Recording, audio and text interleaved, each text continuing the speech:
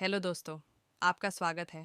मेरे चैनल में हम आज सुधांशु त्रिवेदी जी का एक वीडियो देखते हैं कि कैसे हम लोगों को जाति में बांटा जाता है, और कृपया इसे आपने गौर कथा से सुनी होगी और फिर हम कि कुत्ते का मुंह बाणों से भर गया था जो एकलव्य ने तीर चलाए थे। और जब वह तीर अर्जुन निकालते हैं तो उस कुत्ते के मुंह में एक खरोंच तक उस बाण से नहीं आई होती है, तो वो चौंक जाते हैं क्योंकि ये सामान्य तीर नहीं है। उन्होंने कहा तो दिव्य अस्त्र है कि मुंह में पूरा तीर से भर गया मुंह और इसके बाद भी एक खरोच नहीं आई। आप कहेंगे दिव्यास्त्र का मतलब क्या? दिव्यास्त्र का मतलब यह है, जैसे रशिया यूक्रेन की लड़ाई चल रही है ना, इससे पहले मिडिल ईस्ट की लड़ाई देती थी, तो जो मिसाइल जाती है वो लेजर गाइडेड जाती है, जिस बिल्डिंग पे गिरना उसी बिल्डिंग पे गिरती है, अगल बगल पे नहीं गिरती, क्योंकि the direction is precise to the meters. पर अगर मुंह के अंदर जाए और खाल पर खरोच ना आए, इसका मतलब it is so much strongly guided that it is precision to the micrometers. तो जब ये वो देखते हैं ये दिव्यास्त्र चलाना, तो उन्होंने कहा दिव्यास्त्र राजा चला सकता है, ये कैसे सीखा इसने?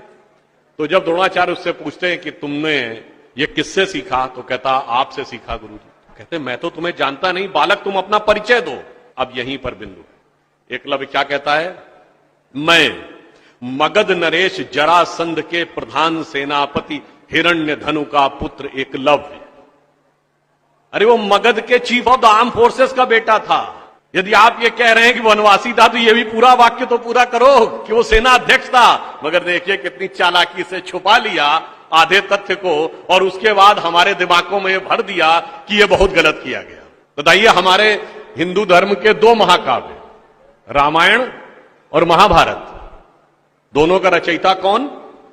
रामायण का रचयिता महर्षि वाल्मीकि, जो संस्कृत के आदि कवि माने जाते हैं। आज जो वाल्मीकि समुदाय है वो किसमें आता है? शेड्यूल कास्ट में। महाभारत के रचयिता और वेदांत और मीमांसा के रचयिता महर्षि वेदव्यास, जिनकी मां मछुआरन थी, वह समुदाय किसमें आता है? कुछ राज्यों में, दिल्ली में शेड्यूल कास्ट में, यूपी में अति पिछड़े में। तो मेरे भाई, संत रैदास, नामदेव, कबीर, दादू, ये सब पूज्य संत हुए, फिर भी हमारे दिमागों में ये भरा जाता है। और कौन भरता है? वो लोग भरते हैं जो अपने यहां समाज के गरीब वर्गों की खरीद फरोख्त करते थे।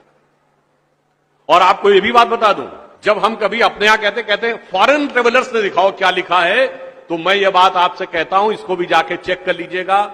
किसी फॉरेन ट्रेवलर का सबसे ऑथेंटिक जो रेफरेंस माना जाता है, वो चंद्रगुप्त मौर्य के समय में मेगस्थनीज आया था ग्रीस से, जिसने अपनी किताब लिखी है इंडिका, आज से 2300 साल पहले।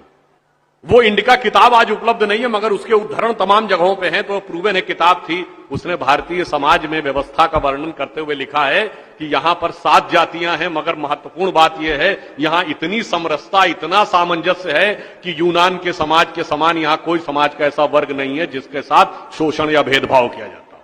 ये एक विदेश। कितने खूबसूरती से बताया है त्रिवेदी जी ने। दोस्तों, तो आपको ये वीडियो कैसा लगा, कृपया अपनी राय दें। धन्यवाद। इसे कृपया शेयर और सब्सक्राइब करना ना भूलें। जय हिंद।